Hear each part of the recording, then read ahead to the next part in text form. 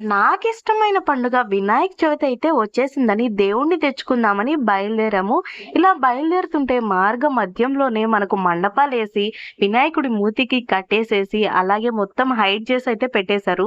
ఇంకా దేవుడికి ఆకులు, అరటి పిలకలు, ఆ సరైన సామాగ్రి అంతా కొనుక్కోవడానికి మార్కెట్‌కైతే వచ్చేసామనమాట. ఇక్కడ చూస్తే అడుగడుగునా ఒక్కొక్క షాప్ ఉండాది. అసలు ఏం కొనాలి, ఏంటి అని ఏం అర్థం కావట్లేదు. ముందుగా గొడుగుతో అయితే మొదలుపెట్టి మనం తీసుకున్న లిస్ట్ అయితే బయట పెట్టేసి ఏమేం కావాలో అన్నీ తీసుకునేసామనమాట. చివరిగా వినాయకుడిని తీసుకోవడానికైతే వచ్చేసాం.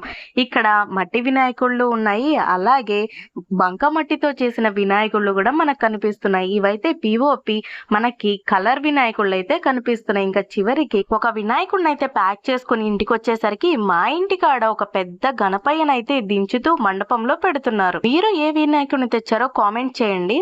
రేపు మా తిరుపతిలో ఎక్కడెక్కడ కొత్త కొత్త వినాయకులను పెట్టారో చూడాలనుకుంటే ఇప్పుడే నా ఛానల్ని సబ్స్క్రైబ్ చేసుకుని వాచ్ చేస్తూ ఉండండి. రేపు ఖచ్చితంగా వినాయకుల యొక్క వీడియోతో మీ ముందుకు వస్తాను. నా ఛానల్ని సబ్స్క్రైబ్ చేసుకుని వాచ్ చేస్తూ ఉండండి.